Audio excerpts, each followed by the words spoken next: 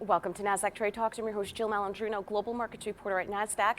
Joining me at the market site in Times Square, we have Graham Day. He's the head of product over Innovator Capital Management.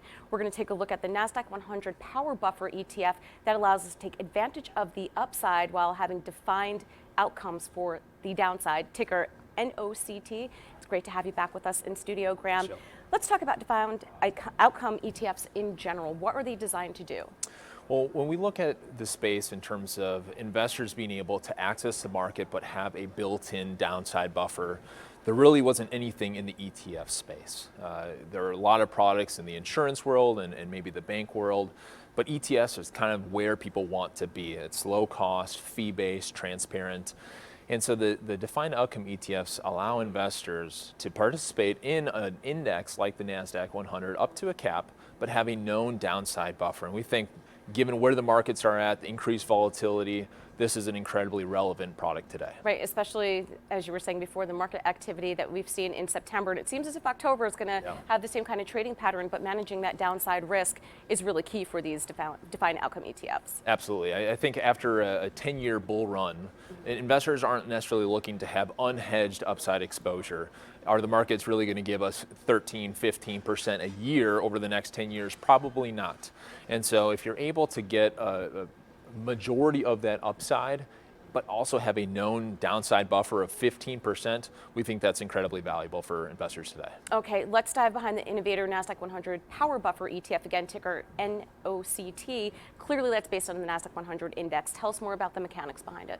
Really very simple. At the end of the day, the Nasdaq 100 has been really the place to be over the last 10 years. On a price return basis, it's given investors over 16% a year. Like I was saying before, are they really going to give you 16% a year over the next 10 years? Maybe.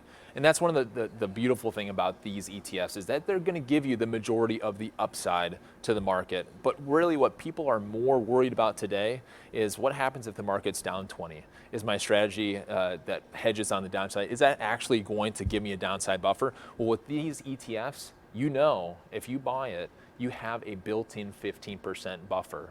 And so even if, as we look at this chart here, over the last 10 years, the Nasdaq has given us 16%. The upside cap on the October series that we just listed last week is 11%.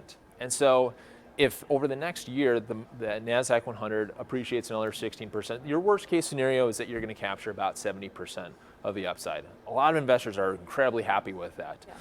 More realistically, people are expecting the market to maybe give us 6-8%.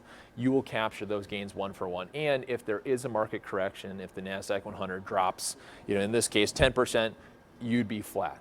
If the Nasdaq 100 drops 30%, you'd only lose 15%. And so I think that's where investors are really looking to say, I want to participate. I don't want to time the market. I don't want to have to, do I get in cash? Do I go in or out? With these ETFs, you don't have to. You have a built-in buffer, but you are also able to take advantage of upside appreciation. How are you getting this built-in buffer? Are you using options? Very simple options portfolio. At the beginning of the outcome period, we buy 7 options positions. We hold those for the entire outcome period. There's no active management involved with this. It's 100% passive, rules-based strategy. All right. Thank you so much, Graham, for joining us at MarketSite. Thanks, Jill. And thanks for joining me on Trade Talks. I'm Jill Malandrino, Global Markets Reporter at Nasdaq.